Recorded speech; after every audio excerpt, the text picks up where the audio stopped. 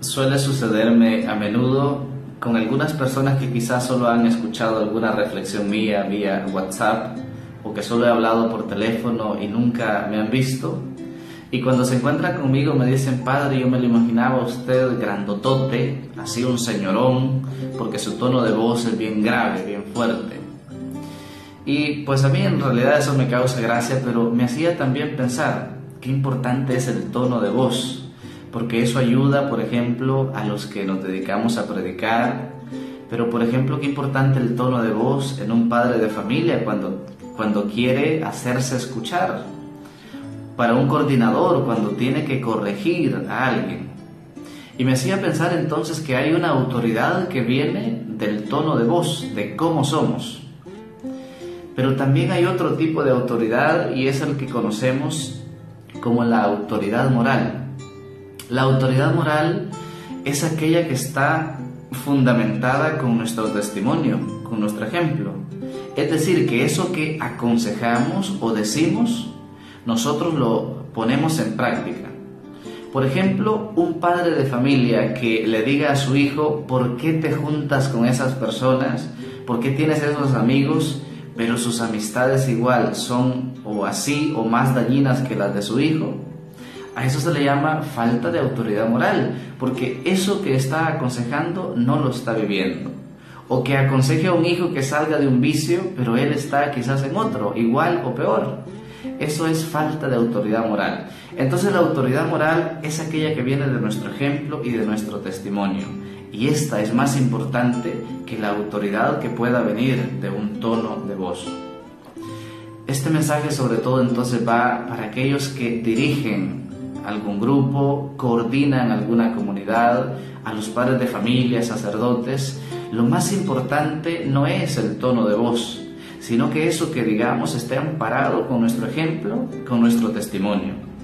Eso nos enseña la primera lectura de este día. Hemos venido leyendo esta historia de Tobías. Ayer leíamos que el papá de Tobías, Tobit, cómo él estaba haciendo una obra buena, estaba enterrando a los muertos. Eso muestra el cuidado, el aprecio que él tenía por las personas. Enterrar a los muertos es una obra de misericordia, esa estima hacia el cuerpo humano.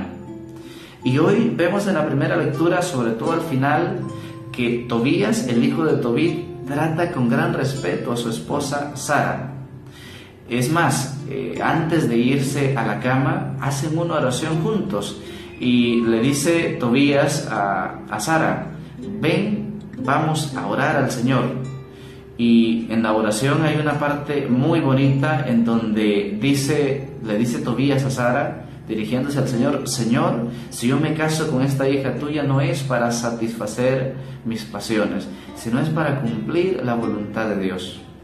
Fíjense bien, el papá de Tobías manifestaba este respeto por los muertos, por el cadáver, y ahora su hijo Tobías manifiesta ese respeto por la sexualidad, por el cuerpo de su esposa.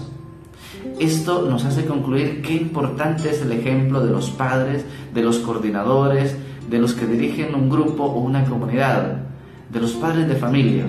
Puede que en el momento un hijo no les escuche, no les atienda a su consejo, pero si eso está amparado con el ejemplo y con el testimonio, tarde o temprano esos hijos van a escuchar y poner en práctica esos consejos.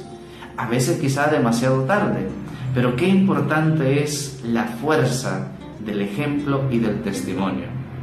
Siempre podemos convencer a más de alguno con nuestro discurso, con nuestras palabras, pero es nuestro testimonio, es nuestro ejemplo el que realmente va a sembrar el bien en las demás personas.